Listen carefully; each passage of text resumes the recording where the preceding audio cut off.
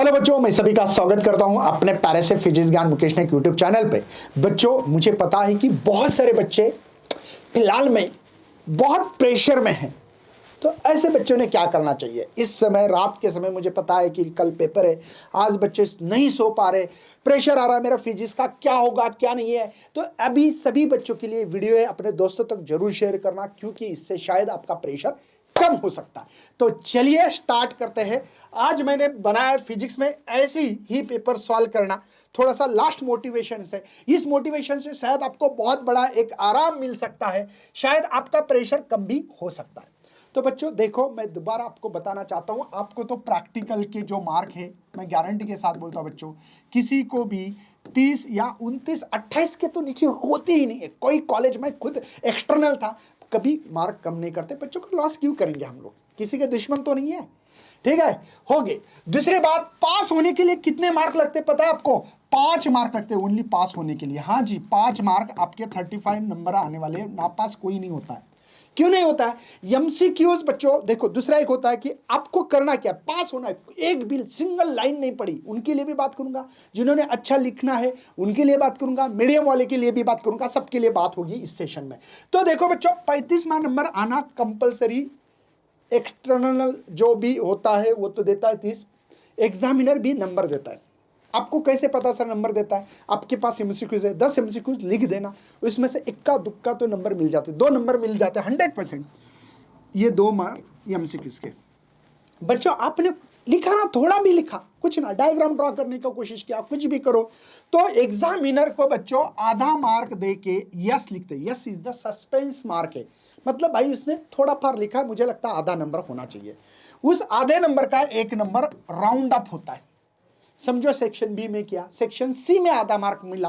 देखो ये section B में मिला, ऐसा ये आधा ही मार्क मिला आपको। बी सेक्शन सी में भी ऐसे ही आधा मार्क मिला बेटा, उसका राउंड अप 1 हुआ।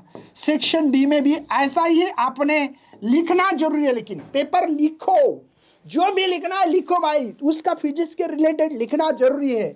आधा नंबर मिलेगा, सस्पेंस वो मार्क है। यस सस्पेंस मतलब ये है भाई, तो इसका 1 मार्क। कितने मार्क हो गए? 3 मार्क। कितना हो गया बेटा? 5 मार्क। हो गई कि नहीं पास? पास होना मुश्किल है क्या फिजिक्स में? बिल्कुल नहीं है। 30 मार्क प्रैक्टिकल के, 5 मार्क एग्जामिनर देता ही देता है। क्यों देता है? क्योंकि भाई किसी को फेल नहीं होना देना चाहते हैं हम लोग भाई, तो इसलिए मिलते ही मिलते हैं, लेकिन लिखना जरूरी है। आप बोलेंगे बिना लिखे सर कोरा पेपर है, तो भाई ये कोई महाकुंभ नहीं है, छिमत्तर बोला गए भाई, स्नान कर दिया सब पाप धुल गए, ऐसा नहीं है। दूसरी बात बच्चों, यहां पे ये जानबूझकर मोटिवेशन आपको होना चाहिए, इंफॉर्मेशन होना चाहिए। जो बच्चे को लगता है कि मेरी आधी पढ़ाई है, मुझे पूरा इक्वेशन याद नहीं आ रहा। मैं एक बात बोलता हूं बच्चों, सेक्शन सी में मैंने क्वेश्चन पेपर सॉल्व करके दिए हैं, उसमें देखना एक क्वेश्चन ऐसा था, मैग्नेटिक फील्ड निकाली थी कोई, ठीक है, ये 2 पाई फार्मूला था, इसकी वैल्यू निकालनी थी बच्चों। ये 4 पाई 10⁻⁻⁷ करंट था कुछ 1 एम्पियर, मुझे याद नहीं अभी। ये 2 पाई आर दिया था 2 × 10⁻⁻² का स्क्वायर, ऐसा कुछ तो था, मुझे याद नहीं आ रहा है, लेकिन ऐसा आसपास था। अब क्या होगा बेटा इसका? ये पाई पाई कैंसल, ठीक है, तो यहाँ पे म्यू बी, ये हो गया बेटा 4 × 10⁻⁷, ये हो गया बेटा, ये 8 हो गया क्या, 10⁻⁻4 हो गया। तो ये b इज इक्वल टू इसका 0.5, पता है ना भाई, चारे के ये 1/2 0.5, ये ऊपर 10⁻³ या b is equal to 5 × 10⁻⁴ tesla. ऐसा लिखना था बेटा, इतना ही था इस न्यूमेरिकल में। तो हुआ क्या, 1 मार्क इसका था, 1 मार्क वैल्यू पुट आंसर का, 1 मार्क, ऐसे 3 मार्क का क्वेश्चन था। कभी कभी इतना इजी क्वेश्चन आता है। समझो मुझे ओनली फार्मूला आ रहा है, ओनली फार्मूला आ रहा है। कभी कभी होता है एक्चुअली फार्मूले के लिए आधा ही नंबर होता है, गिवन डेटा को आधा 2 मार्क का होता, तो इसके लिए 1 मार्क था। बट ये क्वेश्चंस आ गया भाई, करे क्या? कभी कभी छोटा क्वेश्चन भी आपके आंसर्स में आ जाता है, कभी कभी ऐसा होता है। तो बच्चों 1 मार्क तो आएगा, गिवन वैल्यू पुटअप की तो 1 मार्क, 2 मार्क तो आ सकते हैं। जितना आता है उतना लिखना है। जैसे कि कोई डायग्राम है, for example simple conical pendulum की डायग्राम थी, तो आपने क्या किया, एक रिजिड सपोर्ट निकाला, देखो ये रिजिड सपोर्ट, ये ले लिया, ये वायर मार दो ऐसे, ठीक है भाई, ये देखो है ना, यहाँ पे ये टेंशन टी था, ठीक है, ये कंपोनेंट था बेटा, ये mg वेट है ना, ये टी cos थीटा था, ये थीटा है तो डायग्राम ड्रॉ करने का भी नंबर होता है। ये यल है, ये यल कॉस थीटा था, ये टी साइन थीटा है बेटा, ये रेडियस है, तो इसके भी नंबर होते हैं। तो डायग्राम तो ड्रॉ किया ना तो एक नंबर आ सकता है, इसका वैल्यू फेंकनी चाहिए। T cos theta is the vertical component, T sine theta is the horizontal component, R is the radius of the, है ना, यल कॉस थीटा, ये फेंको, थोड़ा सा फेंकना भी आना चाहिए, इससे भी आपके नंबर बढ़ते हैं। तो टेंशन किस बात का है बच्चों, आपको टेंशन लेना नहीं। मैं अच्छे हमेशा बोलता हूं भाई, समय है, सुधर जाओ, अभी भी टेंशन मत लेना भाई। आप लोग अंदाजा पेपर भी लिखने से भी आपको अच्छे नंबर आ सकते। कॉन्फिडेंस हार गया ना तो आपका पेपर खराब जाने वाला। कॉन्फिडेंस बूस्टअप होना बहुत जरूरी है। मैं हमेशा बोलता हूं बच्चों, देखो अच्छे मौके तो सबको किस्मत से मिलता है, लेकिन कामयाबी किस्मत से नहीं, मेहनत से मिलती है। मेहनत करो, आज थोड़ा सा रिवीजन करो, पूरा रिवीजन अच्छी तरह से होना चाहिए। आपको 6 क्वेश्चंस पेपर मैंने सॉल्व करके दिए, वो क्वेश्चंस पेपर एक बार जाके देखो, पता लगेगा कि कैसे सॉल्व करना पड़ता है, किसको कितने नंबर है। मैंने पूरे नंबर्स विद बता दिया, कौन से स्टेप को कितने नंबर है।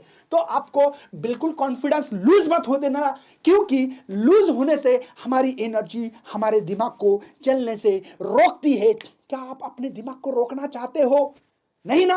आपको क्या करना है, मोटिवेशन के साथ काम करेंगे कि हाँ यार मैं ये कर सकता हूं, ये चैप्टर रिवीजन करेंगे। या यदि फिजिक्स ज्ञान मुकेश नाइक इसी यूट्यूब चैनल प्लेलिस्ट में जाओ, तीसरे नंबर पे प्लेलिस्ट है क्वेश्चंस पेपर की, वो क्वेश्चन पेपर देख के जाओ। अगर पढ़ाई नहीं हो रही है, कुछ टेंशन आ रहा है, तो वो क्वेश्चन पेपर में आपको पता लगेगा कि हमको बहुत थ्योरी लिखनी नहीं है, हमको डायग्राम, डेफिनेशन, स्टेटमेंट है तो स्टेटमेंट, बस न्यूमेरिकल या जो भी डेरिवेशन पार्ट है वो लिखना। न्यूमेरिकल अच्छी तरह से करके जाओ, कॉन्फिडेंस लूज मत हो देना। अगर आपको पेपर नहीं देखना है, ओनली देखना है क्वेश्चन कैसे सॉल्व किए मैंने, इस पे जाओ, 3 लाइन पे फ्री स्टडी मटेरियल पे जाओ, यहां पे लिखा है फिजिक्स क्वेश्चन पेपर सॉल्यूशन। बेटा मैंने यूट्यूब पे जो दिया है वो पूरे के पूरे पेपर एक बार देख के जाओ। भले आपके पास समय नहीं है तो ओनली पीडीएफ फाइल देखो तो सही कि मुकेश सर ने कैसे सॉल्व की, मुझे वैसे ही सॉल्व करना। भाई 21 साल से पेपर चेकिंग करना, मॉडरेशन करना, पेपर सेटर के नीचे काम किया, मॉडरेटर, चिप मॉडरेटर के नीचे काम किया, एक अनुभव है, वो इंपॉर्टेंट आपके काम में आएगा। मैं ज्यादा टाइम नहीं लूंगा, ये वीडियो ज्यादा से ज्यादा शेयर करो, कॉन्फिडेंस मत हटाओ भाई, क्योंकि हमारा खुद का कॉन्फिडेंस हो सकता है। और क्वेश्चन पेपर जब भी सॉल्व करोगे तो एक बात ध्यान रखेंगे, क्या ध्यान रखेंगे, एक बात ध्यान रखना है मुझे, क्वेश्चन पेपर जब सॉल्व कर रहे हैं तो इजी पेपर जो लगता है उसको पेंसिल से छोटा सा ऐसे ऐसे टिक करो, वो जो पहले आता है वो पहले सॉल्व करो, जो नहीं आता इसके ऊपर ध्यान मत देना। आपके जो चैप्टर अच्छे हो गए वो चैप्टर के क्वेश्चन टिक मार करके पहले वो सॉल्व करो, लेकिन पेपर सेक्शन वाइज होना चाहिए। सेक्शन ए ये पहले सॉल्व होना चाहिए, नहीं आ रहा है जगह छोड़ दो। जैसे कि क्वेश्चन 1 है, मुझे 1 आ गया सर, आंसर आ गया, है ना सर 2 नहीं आ रहा है, छोड़ दो आंसर, ठीक है आंसर छोड़ दो, ऐसे लाइन छोड़ दो बेटा। ये सेक्शन बी है, मुझे यहाँ पे पहले क्वेश्चन नंबर 3 से चालू होता है ना, ये आ रहा है लिखो। क्वेश्चन 4 नहीं आ रहा है, छोड़ दो जगह बेटा। क्वेश्चन 5 आ रहा है, लिखो। तो सेक्शन वाइज पेपर सॉल्व करो, इससे हम लोगों को मोटिवेशन मिलता है, थोड़ा सा कॉन्फिडेंस मिलता है। ज़्यादा बात नहीं करूँगा, यहीं पे ख़त्म करता हूँ। बाय, जय हिंद, जय Bharat, bye bye bye bye.